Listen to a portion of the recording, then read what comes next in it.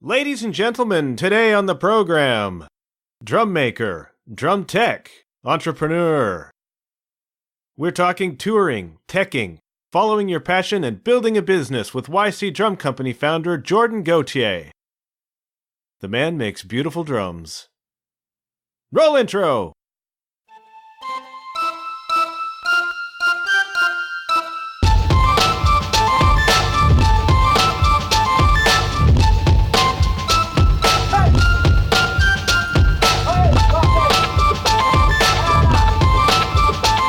Hello, you're listening to the John Huff Podcast. Oh, yay. Hey, check. Yeah, look at those levels. Those are beautiful. Yeah, it's like... I don't know anything about levels. I think if that was Pro Tools, it would be yellow, which is, I think, or high green. We're definitely, we're definitely not anywhere near. We're not near red. We're not near red. No, we're good. We're good. Say hello, Jordan Gauthier. Hi. We're sitting in the mecca of custom drums in Canadian music. That's very kind of you to say. The YC Drum Company warehouse. And I'm looking at shreds of rap that will be the basis of the new kit for Danny Miles from July Talk. Yeah. So how about that? Just about to head out on across Canada tour with them. So it's in theory, if I can get my act together, which I tend to get my act together, it'll be ready next week. So awesome. It's exciting. There's a couple of artists that I have that every record cycle they go and order new kits, just they want a new look and new flavor. I mean, as you know, getting new gear, it's inspiring to your playing. Absolutely. I'm a sucker for. I don't even play very much anymore, and I'm constantly buying stuff just to inspire my happiness. Right. Well, you're the rare cat who can actually build whatever it is you want. It's true. I do. There's many times where I have an inspiring moment to go, okay, I'm going to build this just because I want to hear what it sounds like. What's the coolest thing you ever built just for fun? Oh, just for fun? Like the giant drum kit that was here? Oh, that was kind of an idea myself because I had started playing in a band again, loosely, and I just wanted to play bigger drum sizes. I have this theory that if everything's bigger, I won't miss it when I touch it. That's a good thought. That's a good thought. Which is why I've always played. I mean, since I was a teenager, I've always played super big cymbals because not only do I think they sound better, but I won't miss them. I'm not a very technically good drummer. Me neither. But that's why I feel like we like a lot of the same drummers. Yeah, maybe. I'm not saying that they aren't. I mean, I let me say that I love drummers who play 2 and 4 really well, if that makes sense. Yeah, me too. That are also creative. And so, I mean, I went down a hole last night. I do this every couple months where I go down a Steve Jordan hole. Oh, really? And I just start like going through discographies, and I had to drive from Hamilton home last night, so about an hour. And I was doing the John Mayer Trio live record. And it's crazy, someone like him, that you can hear how, like, when you hear them play, you're like, that's Steve Jordan. Right. Like his hi-hat thing. I mean, those hi-hats not only sound great, they're 17-inch hats, 2 crashes, right? Right. But the way he like digs into the hat, it's like, come on. Right. Yeah. So yeah, I go down little holes of drummers like that where I'm like, you're not chopping all over the song. You're playing for the song, but it sounds like you. Right. So I am totally with you on that. It's cool, but I tend not to follow the choppy drummers, mostly because I don't have those chops, and it's like, okay. Yeah, me as well. And I think with that also being said, it doesn't really get my blood going, if that makes sense. Me neither. I'm like, oh, cool. You can do quad, para, whatever you want to call it, all over your, 4 rack toms with doing double kicks at 200 beat per minute, but it's not really, if I hear a drum, like I always reference this. If you walk into a bar and you see a cover band and that drummer is just killing it, the only thing they have to do to quote unquote kill it is have the people in front of them dancing. Right. So if I walk into a bar and I want to start dancing, in my eyes, you're the best friggin' drummer out there.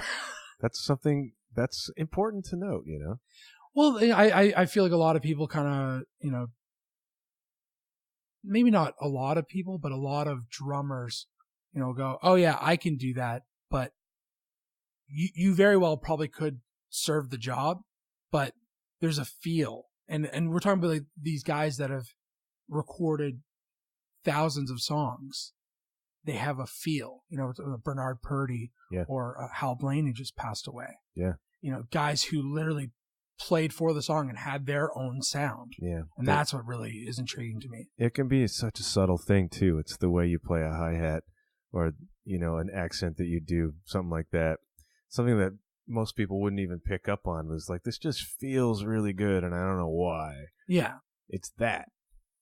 And I've started teaching recently. Okay. And it's like, I keep going over and over and over and over on this dynamics. Like, this is, pay attention to quiet, loud, what feels right, No, 100%. It's a subtle thing. And that's the thing, right? It's anyone can play a basic rock beat, 2 and 4 on the snare, 1 and 3 on the kick. Yeah. But it's how you make it sound like you. Yeah. I was listening to, actually, we were just talking about how I don't really listen to a lot of drummer podcasts just because drums are my life and I'm always around drums. Yeah. But I did listen to one yesterday with Dave Elich. Right. And, he's a big philosopher on posture. And I think he just released a whole video program on. He did. Yeah. A fabulous educator, a monster of a drummer. Oh yeah. But he talks about, he's like, I spent years of my younger life doing all these chops and doing this and doing that. And then I went on a tour and I got to see Steve Jordan play every night. Oh really? And it was like, that's what it's supposed to be. It's supposed to make it sound like you. Right. Everyone's, now I find more so than ever, we're focusing on, or a lot of younger drummers are focusing on how fast they can play. I mean, they've always done that. How fast, I did it when I was there, how fast you can play the licks and stuff. But are you really focusing on yourself and your sound? And he talked about that a lot and how he, a lot of people take lessons with him. And that's one of his biggest things is talking about how do you make, when you sit down at a drum kit, how do you make it sound like you? Right. Having character on the drum set. That requires you to think a little bit. Yeah. A little bit more than some drummers are reputed to think. The funny thing is, this is what happens when 2 drummers get together in a room. Yeah. This podcast isn't even about drumming. This is not a drummer podcast. Oh. We just start talking about drums. Well, yeah, totally. But I think it's also one of those things where, like-minded people, I think you and I have, we both love Jason Tate. Do we ever? But there's a guy that I when I hear him play, I go, that's Jason Tate playing. Interesting. You know, and he's not riffing all over the kit. He's definitely got licks, but it's the creativeness of throwing these random things on your snare drum. I saw him, maybe a year ago with John K. Sampson. Yeah. And it looked I asked someone who knows. I don't know Jason personally, but it looked from where I was in the crowd, being at the back of the room and kind of just taking the whole performance. I'm a massive Weaker Thans fan. Me too. Massive John K. Sampson fan. Me too. Massive Jason Tate fan. Yes. It looked like he was playing almost like a pizza pan on his snare drum for a song. If you follow his Instagram, he'll put up a video every now and again of just some weird random thing he's got that he's hitting. I wish I was on a tour and we were in Winnipeg. And I don't know if you saw this on his Instagram, but he put out he made 6 LPs of this weird experimental drum thing. Yeah. And I was in Winnipeg the day he put them up. No. So I commented, I was like, if you can bring one to the Burt, I will pay you double. Right. And then I look at the comments and someone had grabbed the last one. Jerks. And I shouldn't have slept in that morning because I would absolutely love to have that. Yeah. I don't even know what it sounds like, but you know him. what? It's him. And I'm sure I was talking to you earlier about, inspiring things, and that would probably inspire me to go and sit at a drum kit. Yeah. So that's an interesting thing because I saw Terry Bozzio in London. He came and did his thing last year. And I'm as far as you can get from Terry Bozzio in terms of a drummer. Sure. You've seen his kit, and it's this the kit itself could tour. Just the kit. Come and look at this monstrosity. He's right? done that, right? Right. But he does all these weird orchestral things, and his toms are tuned to notes, and he plays melodies. And it's like I went home from that and started messing around with foot ostinatos and playing little orchestral kind of things. Sure. It's not what I do at all, but it's stuff like that will inspire. So it's kind of cool that way. It's crazy to talk to drummers and hear what inspires them, because everyone's different. Yeah. I talk to drummers all the time with like, have you checked out this gospel chop dude on Instagram? Or people will send me videos all the time, and I don't even watch them. I'm like, I know what I mean. That is kind of maybe immature of me not to watch them, but it's like I know what I'm getting into. I don't care for some dude riffing. Yeah. For me, it's the Prodigy videos. Hey, people send me this all the time. Look at this 9-year-old play Hot for Teacher. It's like, oh, hey, thanks for making me feel like I'm crap. not watching that. Yeah. That's another kid I got to eliminate somehow. Don't do that. I've been working hard all these years, and now there's this 9-year-old kid on the internet that's, making money off of their YouTube videos. And he's better than me, and we both know it.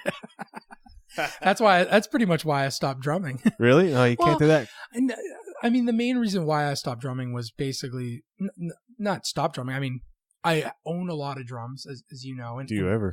I never really. I'll buy a new snare drum, like an old 50s or whatever snare drum, and I'll hit it a couple times. I'll mess with the tuning a little bit, and then it goes on the shelf. And where I get my joy out of drums now is when I get into a recording studio and I'm teching a record, right? And it's like, let's try this snare drum, or the producer pulls up a song. He goes, make the snare sound like that. I go, okay, go into the room and make a snare. That's what inspires me now. I'm finding, I'm going to be 25 next month, and I'm finding more and more more about myself now than ever. Really? Like what? Well, just that, like, maybe playing in bands growing up, I don't think I liked the actual part of playing.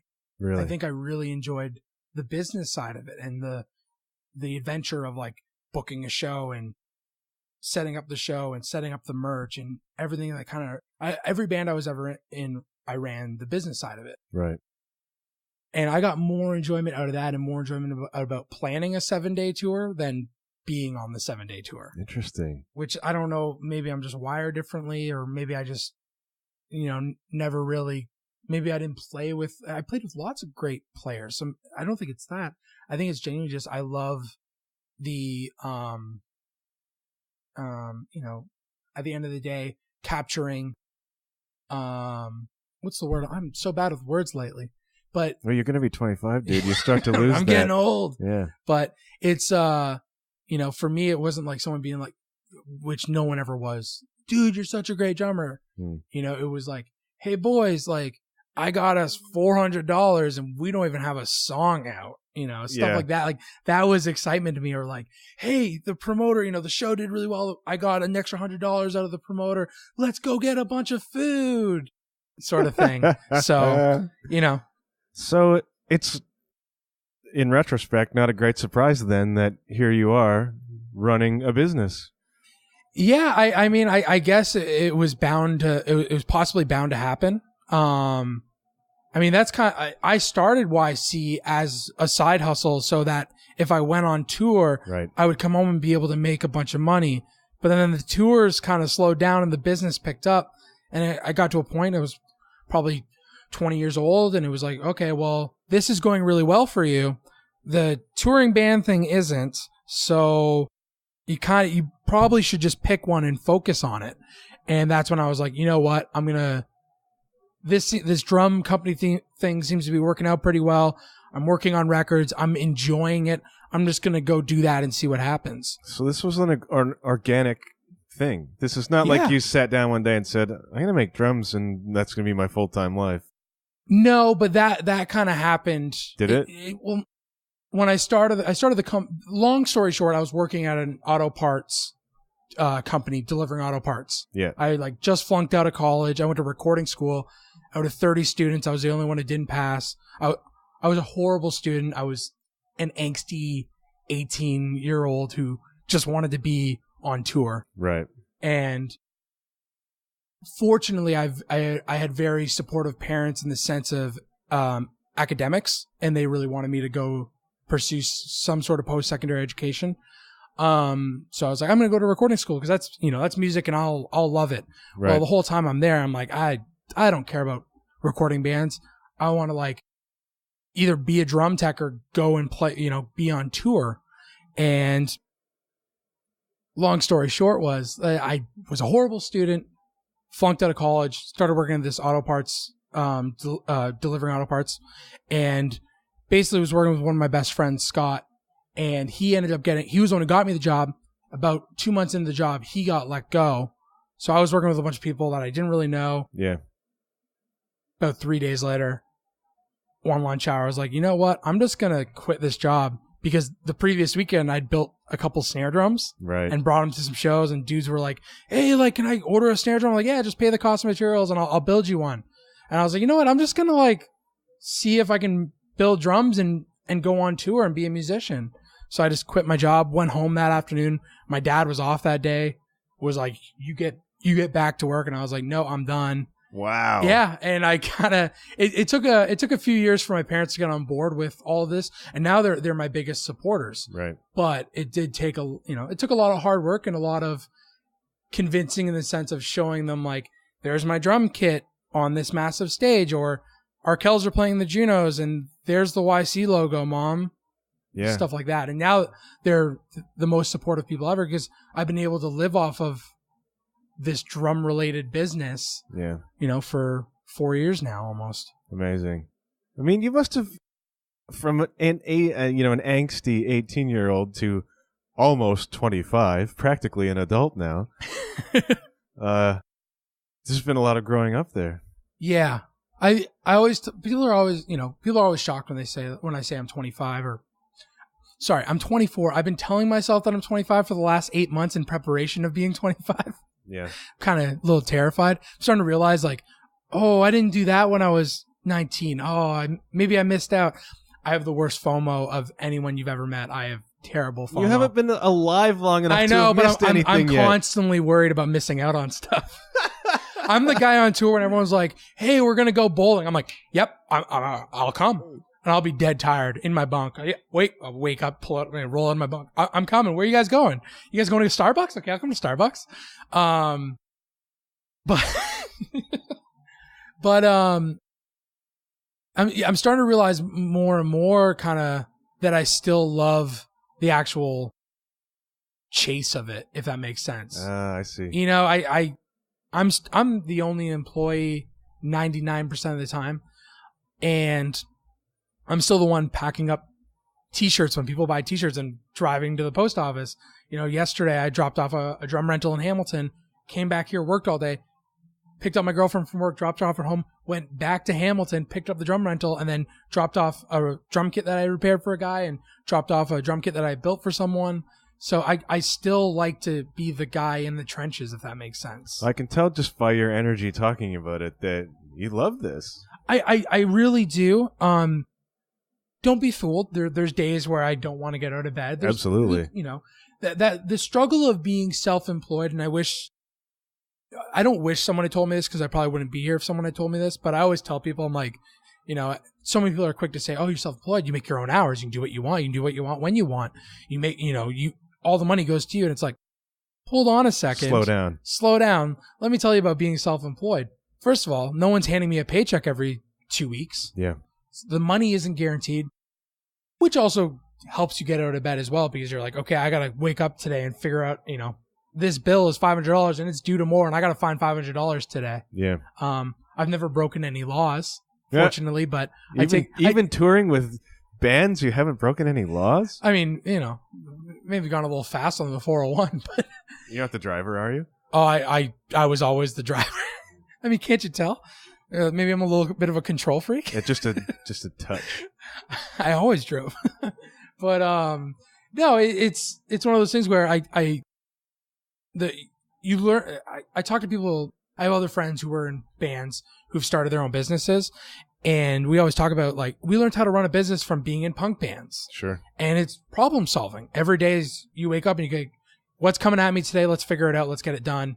and so I can go to bed and wake up tomorrow and do the same thing. But every day is different, which is also, a great thing about this job. Yeah. But I tell people, it's like, being self-employed, it's not just a show up at 9 and leave at 5 and check out. It's all day. It's all day, every day. That's the thing. It's people have this illusion that you kind of work when you feel like it, but the reality is you work more as a self-employed person. Yeah. You've been self-employed for many years, for a long time, and so and you work more. Yeah. The trade-off is supposed to be that it's supposed to be something you like. Yeah. As opposed to going for 8 hours in a place you want to kill yourself. Totally. Right? And don't get me wrong, I wholeheartedly, genuinely love everything about this company that I've built, and I love doing it. But there are definitely days where I'm like, oh, I'm going to be sanding that drum kit for 3 hours. I don't want to do that today. I just want to lie in bed. Or, I was out late last night hanging out with people, or I got back from a session in Toronto super late, and I got to be up early to go to another session. I don't want to do that. But once I get out of bed and get a coffee, right, I'm usually pretty set. But there's good days and bad days, like anyone and like anything. Yeah. Where does this work ethic come from? You're a bad student. Yeah. But I was a horrible student. My experience with you over the past, it's been 3 or 4 years now that since you made my kit for me. Your customer service is impeccable. Thank your you. Craftsmanship is impeccable. Thank you. You obviously go the extra mile. I mean, I've been to Europe a couple of times and called you and said, hey, if you got a backliner I could use over there, I'm not even on your artist roster, but you're willing to do that if there was something available. There wasn't. You're a good friend though, and you've been good to me. And that's kind of what that's one of the things that gets me out of bed in the morning is so many people are so appreciative of what I do. So I have nothing but appreciative thoughts and feelings towards them. Yeah. I have a horrible fear of disappointing people. Right. I'm absolutely terrified. I was talking to my girlfriend the other, maybe a week ago about a band who'd reached out to hire me for a session. And they didn't end up hiring me, which happens a lot because budgets and stuff and whatnot. Sure. Yeah. I have a price. They have a price, et cetera, et cetera. And I'm talking to her. I'm like, I see this band's in the studio. I worked on a record with them before. Do you think I said the wrong thing? And she always tells me, she's like, stop worrying about stuff. You're constantly worrying. I have horrible imposter syndrome where I feel like someone's going to knock on my door and be like, you've been faking it this whole time. And it's like, I'm terrified of that. I still have that too. So that's one of the things that drives me and kind of drives me up the wall at the same time. My parents are really, really hard workers. Yeah. Come from a lower middle class family. My parents were very good to my sister and I. It's funny. I always talk to people about this, and this is kind of my thing of why I'm not, growing up, I was absolutely in love with the game of hockey. It was everything. It was before drums. It was hockey. Yeah. And I kind of lost touch with it as I got older, and I played competitive hockey, very political. Typically you got to have some money to go in the game. My parents don't have money.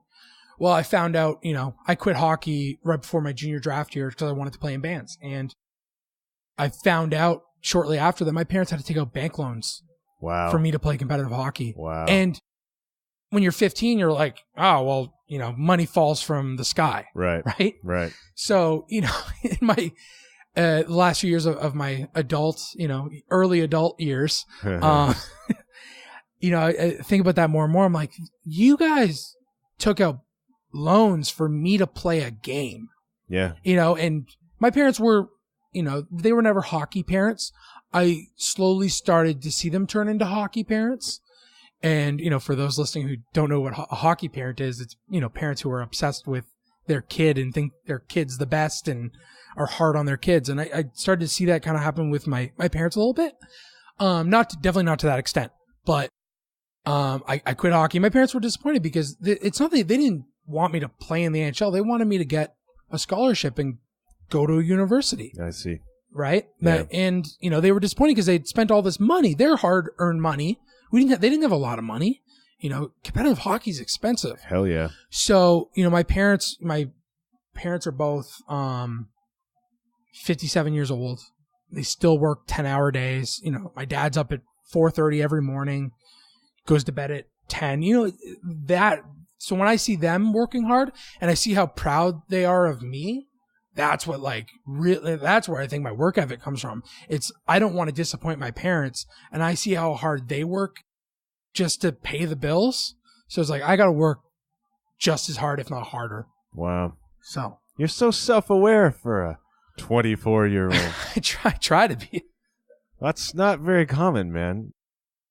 Hey, well, and that's the thing, we were talking about this earlier. It's like, maybe that's my FOMO of like, maybe I'm spending all this time being self-aware and working hard at this business, but I'm missing out on, crazy partying and hanging out with my friends all the time and not really caring that much about life. But in turn, when I talk about this with my friends who are doing that, they turn around and go, yeah, and when we're all 30 and we're trying to figure it out, you're 10 years in. You're 10 years in. Plus, some might look at you and say, well, this guy's on the road with the Arkells and July Talks of the world. Like, they're missing out. You're not. We talked about the realities of drum teching on the road, though. Yeah. Yeah, no, and totally. I mean, I used to love going to shows and watching the changeovers. Right. I mean, this is when I was, a teenager. I didn't have a reason to go outside. Later in life, I became a smoker, and I recently quit that, and now I'm watching changeovers again. But I was so fascinated by, okay, how many crew members do they have? Oh, do they have a drum tech? That's their drummer setting up the drums. And that's kind of what fascinated me to become a drum tech, and kind of fell into that world. But it's definitely not as it's long days, and it's hard work, and it's stressful. What's a day in the life? You're out with Arkells. What's a day in the life? Okay. Let's do the short version. Okay. Well, we got time, man. How long? I mean, I have a tendency of going on tears and making podcasts very long. Go for it. But okay. So with Arkells on this past tour, up at 8 a.m. Usually my first thing is to go straight to catering. Have a small breakfast, usually a coffee and something small. Usually around 8:30. So the trucks will start unloading around 8 a.m. How many trucks we got on this tour? 3 trucks on this last tour. Okay. And then backline will come off at the end, and backline's usually coming off around 8:45, 9 a.m. So I'm there at the truck. I kind of, again, terrified of like someone getting upset at me. So I'm like constantly like going by the trucks and looking and seeing how close they are to getting backline. Yeah. When like our stage manager, Matt, who's on the tours, the guy's been in the game for years, and he's total pro. The guy's insane. He's, so good at his job. He's going to radio me, but I'm terrified. I'm terrified because I don't want him to get upset at me. I these are guys you look up to, right? Yeah. So gear will come off around 9 a.m. and then usually it depends on the weather. So if we're somewhere like Saskatoon where it's minus 40 out, I bring all my gear, bring it all downstage towards front of house, and I let it sit for about an hour. Let it get to room temperature or whatever? Somewhat. And then basically, I'll usually go back to catering. But yeah, I'm very notorious for hitting catering more than once. I like to have small, try to not have too much. I understand. Small meals. I understand. So I'll go and hit breakfast again. And then, have another coffee. Maybe check my emails, because I'm also running a business while on the road, right? Right. So I have to kind of keep up to whatever's happening at home. So I'll pull my laptop out, make sure nothing's exploding at home. Right. And then unpack my gear, wipe it all down, because, it's coming out of it's been in a truck all night. Yeah, it's got condensation on it. Yeah. So I'm wiping everything down, slowly start getting things, stands set up, everything into place. And then that'll usually bring to about 11:30, which is when Blake will be like, all right, you can start, your drum riser's ready to go. So I'll bring everything up onto the stage, get it placed. And then usually it's cleaning. So wiping everything down and if any drum heads need to be swapping drum heads. I don't clean cymbals. I dust cymbals, but we don't clean cymbals just because. Does Tim like the cymbals cleaned or not? Does he care? Like some dirty. Yeah. They sound better. Some drummers do. Yeah. No, I mean, we've all seen the Lars Ulrich buffer wheel. Yeah. Where he's got his tech buffing the cymbals to, making them so shiny every day, right? Yeah. No, we keep them. I use just use Lysol or Armor All wipes, just to get some of the grime off, but right. it doesn't make them shiny, doesn't make them the pitch go up or the volume go up. He also plays pretty big cymbals, so they're pretty mellow. Get everything out, make sure everything's good to go, and then on that tour, he had 2 kits. So he had the main kit, then he had a cocktail kit, which is like a stand-up kit for one song. Okay. So I would take care of the downstage stuff. So there's like a rug to put out, there's a keyboard to set up, another drum kit to set up, and then go to Cowboy, our guitar and keyboard tech, help him out with anything. And then basically that would bring us to, it's not the nice thing is you're not working every single second and pounding yourself into the ground. There's a sequence here, right? It's a good pace. Yeah. It's not too fast, not too slow. 3:30 is line check. Make sure all the lines are working. Band shows up at 4. Does a sound check usually for about an hour. And then basically right when sound check's done, basically make sure that everything's set. His SPD drum pad set to the first song, making sure that everything's ready to go for the show. I'll take care of stage towels and waters and set lists, get those all out so I don't have to do it during changeover. Yep. And then they were doing a VIP acoustic thing every day. Okay. So I would hurry up to finish all that stuff, grab the cocktail kit, bring it to VIP, help Eric, our PA on that tour, get VIP going, and then basically I would get an hour and a half, 2 hours, have dinner break, go tear down VIP, get the cocktail kit back to the stage, and then, an hour or so before showtime, basically, not an hour, but 2 hours. And so, and at that point, I'll, take in the festivities of hitting catering again and maybe taking a quick 20-minute nap on a couch somewhere. I'm a big fan of napping on the floor, or finding a hole that no one can bug me. Yeah. Every tour is different though, right? So that tour was out of all the tours I've ever done, that was the longest days for sure. And the most work. We haven't even got to the show yet. Yeah. Show hasn't started yet. And then basically opening band plays for an hour and they finish. We have a 30-minute changeover. Get up there on stage, help out with changeovers. I take care of the beers. Oh. Get some cold bevies. Very important. Tim takes whiskey and ice. So get that going. And, again, make sure everything's set on stage, set lists are where they need to be, line check the drums, line check everything downstage, and then basically from there, wait for the banner to drop, band comes on, and plays for 2 hours. Yeah. And then you tear down everything as quick as possible, get it onto the truck, and depending on when bus call is, you might go out to a bar, which I usually don't go out after shows. I'm a big fan of taking a hot shower and getting in my sweatpants. And if I am going to have a couple adult beverages, I'll drink them on the bus. What time is it when you're tearing down here? Like 11:30, well, 12? It's 11. Yeah. The shows are done at 11, typically in an arena. And then I'm usually on, done. Like my backlines on the truck around on that tour was 12:30, just because a lot of the venues didn't have, believe it or not, loading bays. Oh, really? So you were having to forklift everything up onto the truck. So that's like a 16-hour day. Yeah.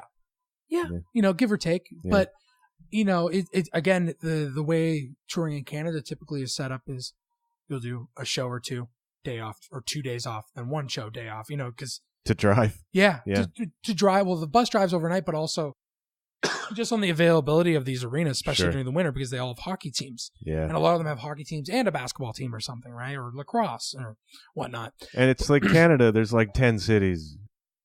You know what I mean? Like it's... Yeah, like that tour, we didn't do any, the last, furthest show east was Montreal. And it was 11 shows and it was about 3.5 weeks. Yeah. But, we spent 3 days in an arena preparing for the tour. And then when we got out Really? there. Yeah, and then when we got out to Edmonton to start the tour, we did a full day the day before. Really? Like full dress rehearsal kind of thing? Yeah, kind of. Not really a dress rehearsal, but get everything up, get the band on stage, get them feeling good. Right. So that way, okay, now we're going to dive right into this show for the next 3 weeks. So you're up on stage. Are you on stage? You must be during the show. You're back there someplace. Yeah, I sit right behind Tim. Yeah. His drum riser's 4 feet tall. Right. So Okay. you can't see Can't me. see you back Unless there. you're like, if you're up in like, the higher seats, you could definitely see me behind him. Yeah. But I'm pretty hidden back there. And this was, it's funny because I've teched for Tim a bunch over the last 4 years. And this is the first time where I've ever toured where nothing really went wrong. Nothing really? I was going to ask you, what's some of the stuff that goes down? He's a pretty heavy hitter. I'll never forget this. We did a show in Oshawa, the arena out there, a couple falls ago. And he blew through a snare bottom first song in. Like, how do you even do that? I don't know if it might have been an issue with the drum heads at that point, because I don't crank the bottom heads. He hits really hard. Yeah. But blew through that bottom snare head. Wow. I hand him the backup. Yeah. Freaking out. Because them as a band, they don't stop. The song must go on. Well, they don't stop between songs either. Right, they just roll in. The only time they ever stop really is like if they like slow down a bridge part or something, or a transition kind of thing. Right. But they don't really stop. So with them, you got to keep the pace going. Sure. So it's like freaking out, and you got to adjust the mics, get the new snare on, put the mics back, et cetera, et cetera. So I got him his backup up. So my first instinct was, we don't have any spare heads, because at the time they were touring in a van. So we didn't have extra space to spare. Like on this last tour, I had drum heads up, drum heads and drumsticks for days. So we haven't blown up yet at this point. Yeah. Well, it was right on the cusp. It was happening. It was like, we're starting to play arenas. Yeah. But we're still, smaller budget kind of thing. Sure. Still in a van. And we didn't have any spare drum heads. So my first instinct was, okay, I got to find Lowell, who, the drummer for Winter Sleep, Lowell Campbell, and he was playing with Matt Mays at the time, and Matt Mays was opening the show. I got to go find Lowell and get his YC snare, right? Because I need another snare up here. Yeah. So I ran off stage, find Lowell. I'm like, dude, where's your snare? He's like, our trailer's already loaded. Oh, I'm like, no. I'll help you. I'm like, I need your snare right now. So I grab his snare. By the time I get back to the stage and I sit down, he blows through the backup. Oh wow. So he blows through the backup, and then I basically hand him Lowell's snare, and he's like, he's looking at me. He's like, what's going on? I'm like, and he's freaking out. He's like, what the fuck is going on? Yeah. And I'm like, I don't know. Like maybe these new heads we got were faulty or something. Yeah. No one's perfect, and whatever. Starts playing Lowell's snare. It's holding up, and then basically I run to Lowell. I'm like, do you have any spare drum heads? I'm like, I need a snare bottom. So I'm like ripping, and then basically get his first snare back in order after a song. And he goes, you got that new, he's like, you got the main snare? I'm like, yeah. He's like, okay. He's like, bridge, we'll switch it at the bridge. I was like, okay, cool. And then we swapped to the bridge and it was fine. But the same thing happened 2 nights later in London. First song, snare bottom. But wow. I went to Long McQuaid the day before, up. And I'm like, dude, you need spare drum heads with you. I don't tour with them regularly, right? Right. So it was one of those things where I was like, I got to go to Long McQuaid and, send a runner. We got to get some drum heads. So, nice, with him being behind him, and we just kind of laugh. And if he misses a crash or something, he'll turn around and we'll have a giggle, or he'll go, at the end of the day, we're all human, and no one's perfect. Yeah. So it's about having a good time, and they're really good at that. Them as a band. I mean, they're not only an incredible band and incredible people, which I don't have to say, everyone already knows this, but if one of them messes up, you laugh it off and you keep going. You can't get bummed out about it. That's nice. So the thing is, people have no idea sometimes how much chaos is happening on that stage. Well, and on the flip side, that's the thing too. No one in the crowd, unless you're like a musician, unless you're Jordan in the crowd at 18 watching what's going on. Yeah, no one's gonna notice that you missed that one bass note. Yeah. It's just funny.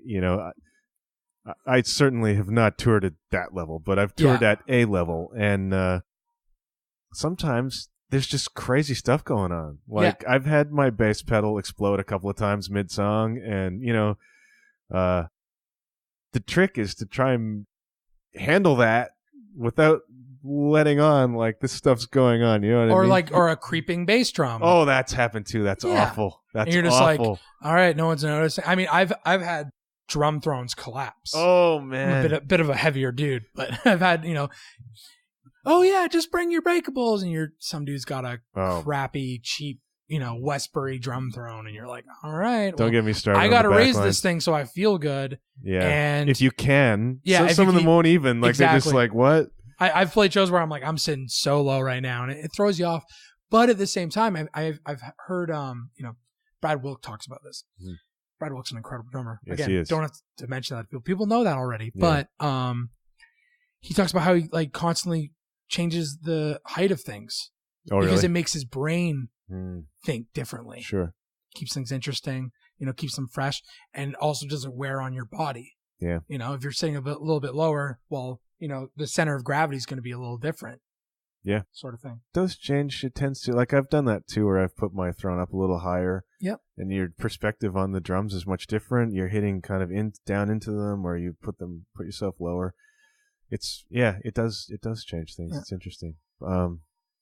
So yeah, being a drum tech, and then you're doing a lot of studio stuff. Yeah. It's I always talk to people. I mean, there's been a lot of amazing people in this industry on the tech side of things. I go, hey man, let me teach you how to like do this with guitars. And I like to learn. I'm a big fan of learning. Sure. But a lot of time I'll go, I got to do something else because I don't want to be on the road. I mean, I'm sure if the right offer came by, I'm sure if Arkells were like, hey, we're going to take you on the road for the next 10 months, I would do it. But I have this going on, this drum company that I'm very close to. Yeah. And I love working on records with bands that I kind of don't ever really commit to doing something long term. Yeah. So like right now, for instance, I go out on the road about once every 3 to 4 months.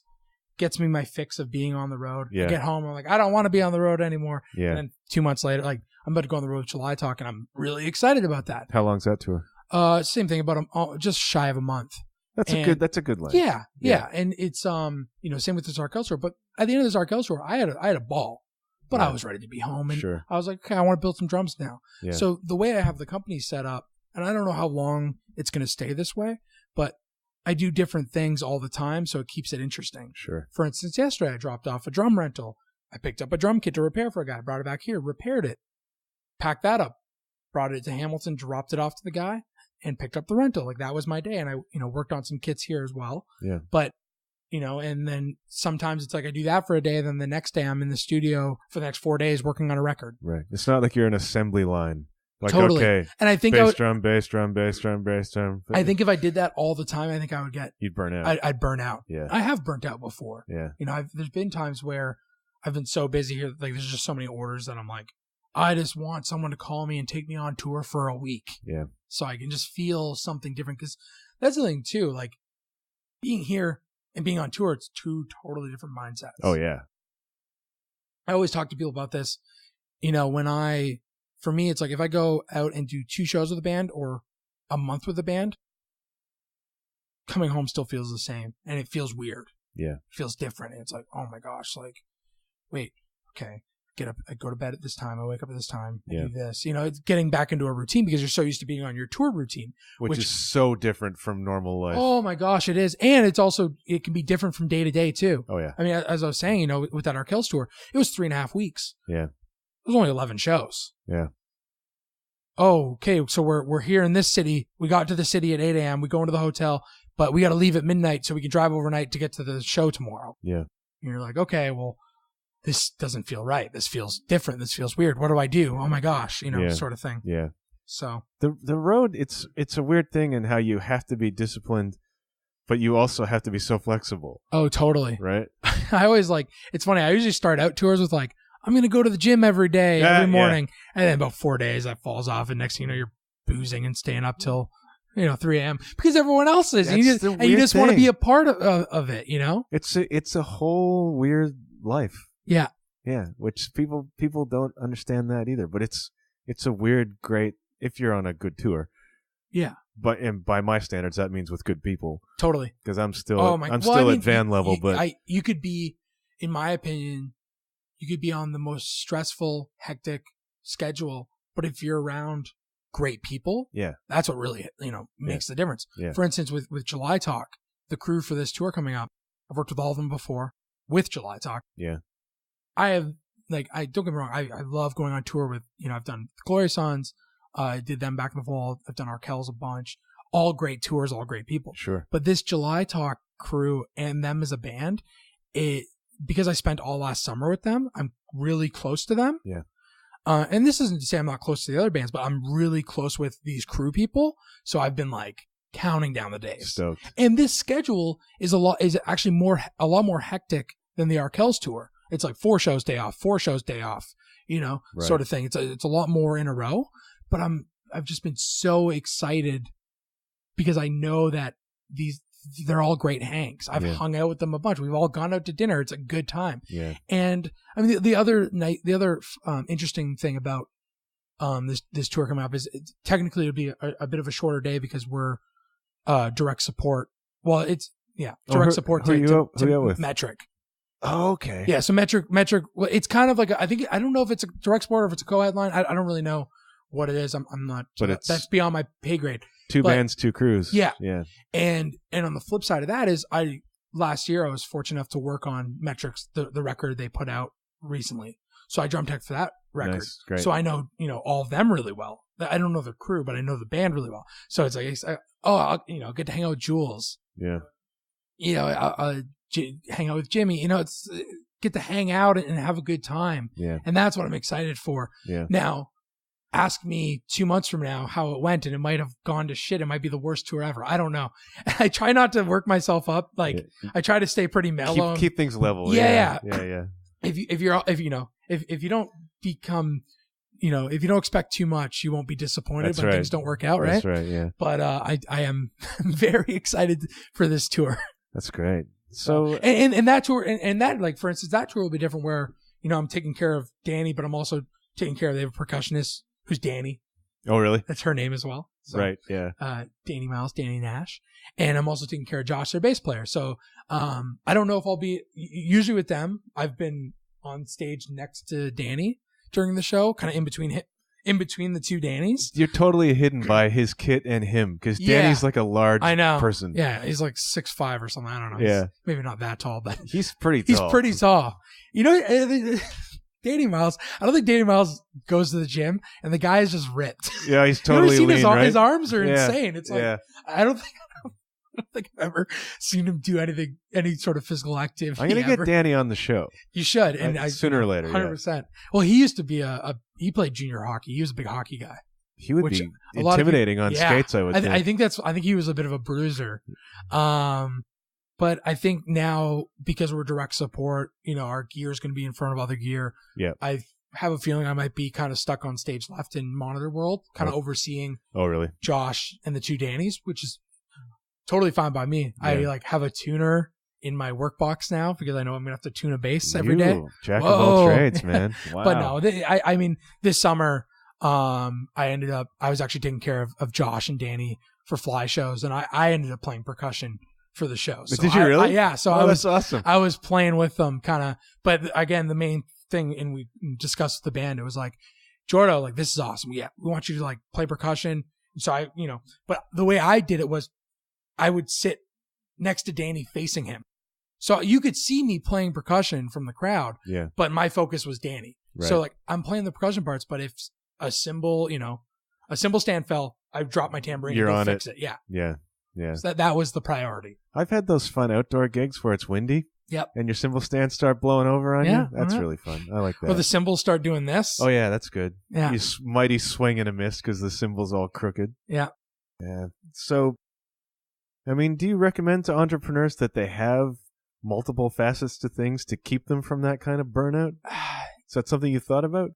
It's not something I really ever thought about suggesting. I mean, that's kind of just where it works for me. I get bored pretty easily. Yeah. If I'm at home for too long, I find myself pacing around my apartment. My girlfriend will be like, "Hey, go to the shop." And there's times where I'll actually just come here on a Sunday, and I have nothing going on, and I'll just, as long as I'm here and I have my laptop open and I'm doing something, I feel better already. So I get bored really easily. So maybe suggesting, if you get bored really easy, to kind of pursue it and have different avenues inside of your entrepreneurship. I don't even know if that's a right word. You're a writer, so you could tell me if I'm using proper grammar or not. I'll accept that, sure. There's obviously probably a better word. But yeah, I mean, there's been plenty of people who do the same thing over and over again and love it. Yeah, I suppose that's true. Yeah. I don't think that everyone who works on a car assembly line hates their job. No. I at least hope not. Yeah. But yeah, I'm sure there's people that are. What's been hardest for you, thinking over the last 5 years or so of this company? What's been the challenge? Have you ever been worried about, like, I'm just not going to have enough business to make this work? Or has it always been? Yeah. Oh yeah. I've had months like that. Yeah. Not in a minute. Probably a month or two last year where because I always explain this to bands. Not even just people who want to start their own business, to bands. You got to spend money to make money. Right. If you're going to spend $5,000 on a record, it's not going to sound like a $15,000 record. Right. Right. 9 out of 10 times. Sure. You might get lucky. But, so, I still every month, I'm still dumping money, like profits, back into the company, for backline kits, for supplies, et cetera, right? If I didn't do that, I would probably be making a decent wage, but then my company wouldn't grow. So there's definitely months where I kind of like, you expect, someone's like, oh yeah, we're going to hire you for 4 days. I've kind of learned that as well. If someone says they're going to hire you to tech a record for 4 days, get a deposit or, get it in writing, because there's been times where, we'll email you tomorrow. And that email never comes. And then they go, oh yeah, we overshot it. We can't afford to hire you. And you've already spent that money elsewhere in the company. Right. So there's been times like that. But, for the most part, I have a pretty good grasp on it now, where it's like, I kind of have an idea of, every month is different because no one's handing me a paycheck every 2 weeks. Yeah. But that's the thing, right? You might have 5 kits this month that you're going to build. You might have no kits this month, or you might be on the road, or who knows. I built less kits last year than I did the year before. Yeah. Yeah. Do I know why? No. It's just the way it is. It's the way it is. Sometimes, it's a niche market, right? Yeah.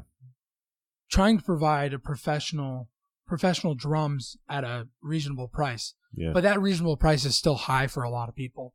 In reality, it's custom. It is custom, but at the same time, it's like for what I charge for a kit, you can go into Long & McQuaid, and if you look at any of their pro level kits that come out of Taiwan or even Japan, or the American made stuff, I'm still a heck of a lot cheaper. Yeah. And I always explain to people, I'm like, if you want something, don't meet halfway. Right. Take the extra time, save up the money, and order what you want. That's what I did. Yeah. When I came to you, it's like and then you ordered a 12-inch rack tom after the fact. After the fact, and a snare drum after the fact. Exactly. In my case, I needed something small and light for touring. Yeah. And I was trying to pick up a used kit somewhere that had the sizes I wanted, which were not conventional sizes, really. Sure. Smaller kick drum and whatever. And then I was looking at some custom places or whatever, and I came across you, and it happened to be a Canadian company. Yeah, which is wild to me. Actually, I've always meant to ask you this, how you came across it, because you got the old badge. It was probably, that kit was probably built in my parents' garage. It was like number 91 or something exactly. like that. Yeah. So I'm always fascinated by like, how did that happen? I must have been just Googling and custom drums, because I got it into my head that I may need somebody to make this for me. There was another American drum maker that I was looking at whose stuff I really like. Yeah.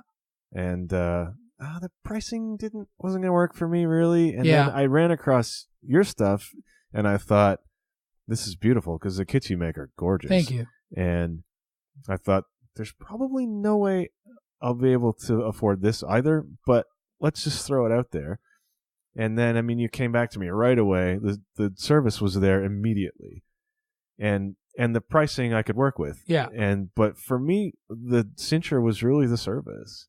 It's like I just got a good vibe off of how you connected with me as a customer. Thank you. Well, that was one of another reason why I started this drum company is I just wanted to nerd out with drummers and treat drummers the way I thought they should be treated. That shows through. Thank you. And I think that's probably why I've been so fortunate to have so many amazing people buy my drums and play my drums. Well, the list of people who are on your artist roster it's amazing. Yeah, and I'm really lucky for that. I should give myself credit more than I do. Probably, yeah. But it's being there for people. And I think people really see that. And then they see the passion. But I think the biggest thing is just, for me at least, that they took a chance on me. They didn't have to. Yeah. But I mean, there's been, I always tell this story about Blake Manning, who plays with Matthew Good. Yeah. And Blake is not only an incredible drummer, but the nicest guy in the world. But he got his kit, went out on a tour. About 5 days on the tour, he calls me at 3 a.m. Hey, man, the kick drum spur broke tonight. I don't know what I'm going to do tomorrow. So I text him. I go, hey, man, you up? He goes, yeah. I'm like, get your tour manager to email me where you're at 2 days from now. I'm like, and then tell your tech, whoever's doing the backline for you guys, to go to Home Depot. You're going to get this washer and this, and that'll fix it for a night. Yeah. It'll get you by. And then I'm going to go to the shop tomorrow morning, first thing, pack up another kick drum spur and mail it to wherever you are overnight. Yeah. And he turns around, I'm sure at that time he was like, oh, I don't know about the quality of what this. have I done here, right? Yeah. Yeah. And, Blake's not only a great friend now, but I truly feel like he's one of my biggest supporters. Great. Show people that you care. This is how you earn people. Yeah. Yeah. It's like, hey, that part that I had to mail out and express ship it, that was probably $100 out of my pocket. But guess what? You kept an artist happy. Yeah. He's still playing your drums, and he's going to tell 40 other people about your drums. Yeah. That's more important than $100 to me. Absolutely. Right? Absolutely. So I've been really fortunate with guys, taking a shot, taking a chance, and I think it's just treat people the way you want to be treated. Like, I always tell people this, we had one of the lighting techs on that Arkells tour. She goes one night, I'm like, oh, I'm sorry. Like, let me know, hey, Jen, let me know if I'm in your way. She goes, you're always so nice and polite. I go, yeah, Jen. I'm like, just want to be treated like this myself. That's why I treat everyone else like that. She's like, more people need to think like that. I'm like, thank you. Especially in any industry where there's a lot of, let me say this first though, before I continue that point. More and more I'm starting to see women starting to work as techs in the music industry, and that's a beautiful thing. Great. And I think we really need to push that. Sure. But sadly, a lot of the time it's still the old boys club. Sure. Right? Yeah. Like a lot of industry in this world. And, like, I got to show how big and strong I am, and I'm upset, so I'm going to yell at you and talk down to you. Fuck that. Yeah. Fuck that shit. Yeah. No one needs that. I don't need you to yell at me about something. Come over here and talk to me. I'm an adult. Right. I know that you're X amount of years older than me, and you've been doing this X amount of years longer. Just talk to me like a normal person. Yeah. Why do we got to yell at each other? Yeah. Yeah. But, just treating drummers the way I thought. I genuinely thought there was a hole in this industry where there wasn't a company taking care of drummers. That's another thing people say when you're starting a business, is that you should find where there's a need. Find where there's a gap. Yeah. And fill it.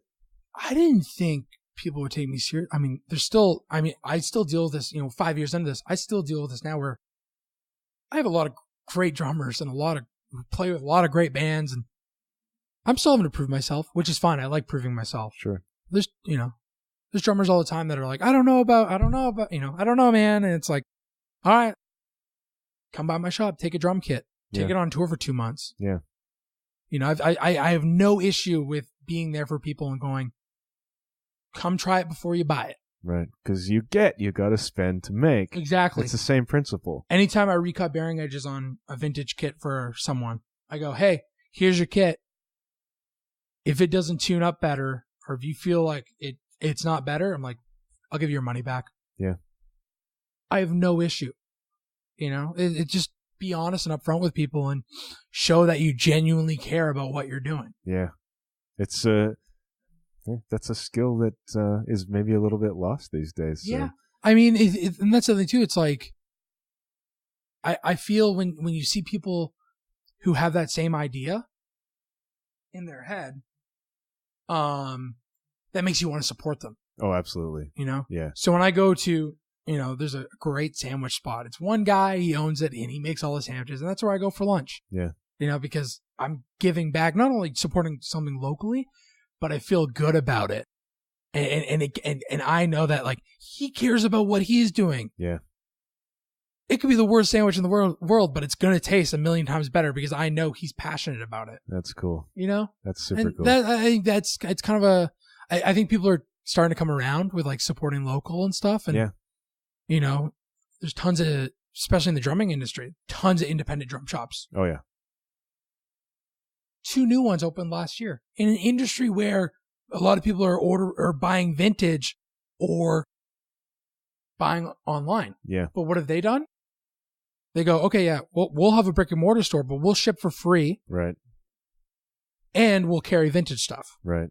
Adapting to the times. Sure. Filling a gap. Exactly. Right. Yeah, 100%. And then, you know, your service is what will stand you up in the end. So, right? It's what will get you there.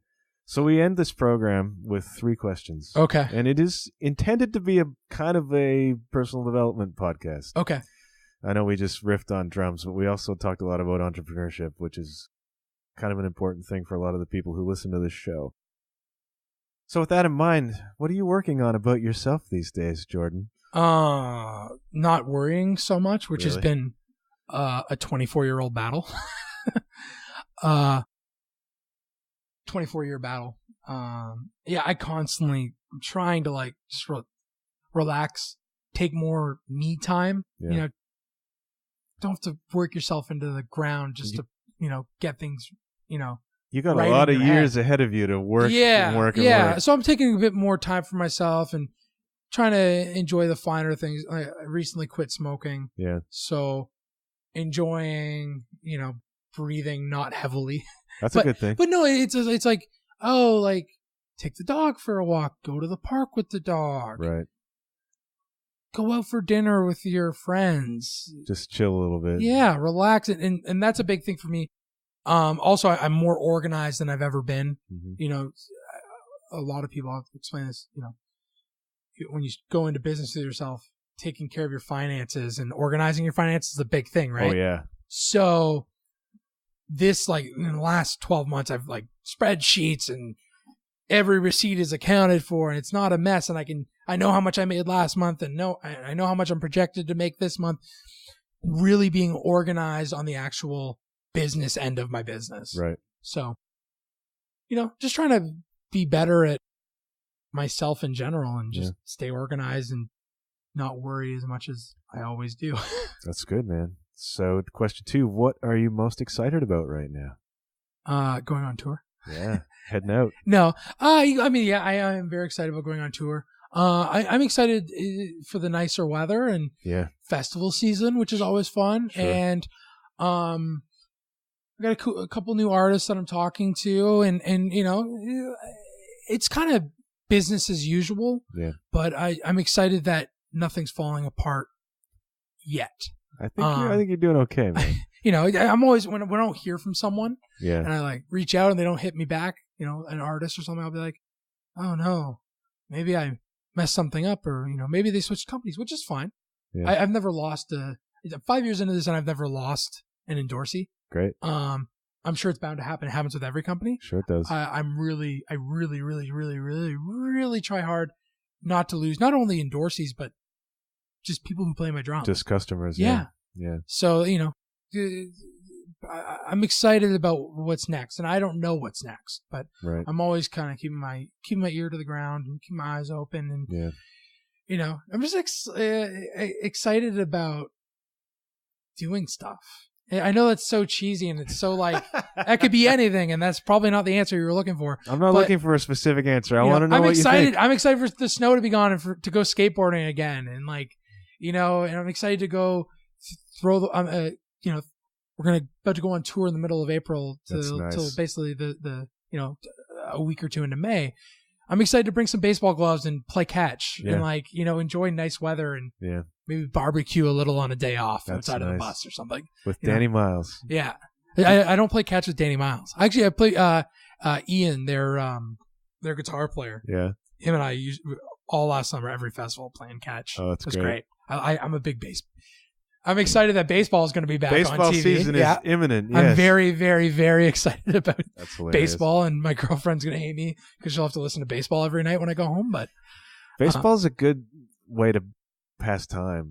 like if you can plug into the, you know what, the analytics and the that's what gets that's what gets my brain going. That's you. And I feel like that's why people, if you actually enjoy baseball, it's not like nothing's happening. It's like, wait, they're doing a pitcher change for one batter. Okay, why are they doing that? And stuff like that. Yeah. That's what I like about baseball. It's the chess match. Yeah, exactly. Yeah. So most excited about baseball too. Awesome. I actually just ordered a brand new Danny Jansen jersey, which I'm very excited because I usually get a catcher's jersey every year. Okay. And they traded Russell Martin. I'm a Jays fan, of course. Yes, of course. Sadly, Russell Martin went back to the Dodgers, so I got a Danny Jansen jersey coming, and I'm waiting for the postcard to show up within any day. That's awesome. and I got a Vladdy Jr. jersey that I'm not going to wear until he plays. Until he's actually there. Yeah. That's going to happen then, hopefully for a long time. Hopefully for a long time. But it's kind of actually a bummer that there's so many. They're already bringing up trade rumors with him, and I'm like, stop that, dude. This guy's supposed to be a franchise. He's what we've been waiting for years. But anyways, enough about the baseball talk. When I start a baseball podcast, we'll have you on. Deal. Last question: what's your message to the listeners of this podcast? About life, about business, about anything. Don't, if you're passionate about something, which everyone is, make your passion your career. Yeah. Don't listen to people. Don't, if it feels right to you in your gut, go for it. Yeah. I spent many years, I still spend a lot of time worrying, and I'm trying to get better at that. But, I've spent a lot of time in my life kind of giving the middle finger to my parents and being like, fuck you, I'm going to go do this. And it's worked out. And my parents, like I said before, amazing people.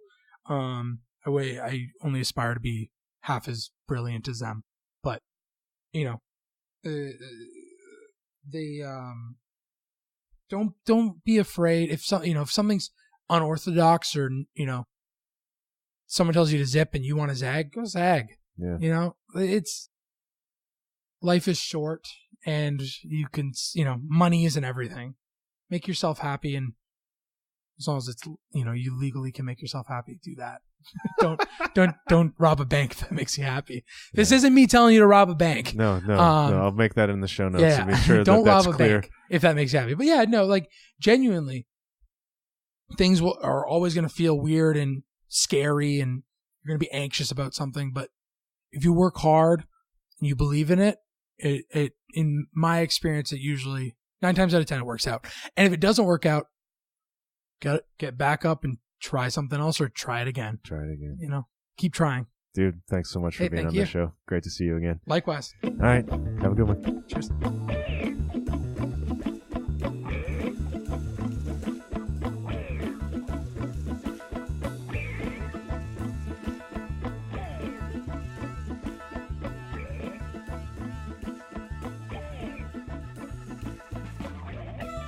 Thank you once again, faithful listeners, for taking in today's show. Thank you as well to Jordan for being such an inspirational and humble guest. If you want to know more about my guests, go to john-huff.com. That's JOHN-HUFF.com. You can also find the show on Facebook at The John Huff Podcast. If you're an Apple Podcasts person, you could do me a big favor by leaving a rating and review of the show. If you're out at big concerts in Canada over the next little while, take a look for the YC Drum Company logo on the bass drum head. I'm pretty sure you'll see it a lot. That's all the time we have for this week, but I'll be back very soon. Until then, keep your wits about you, and remember, good things happen when you put yourself out there. Bye for now.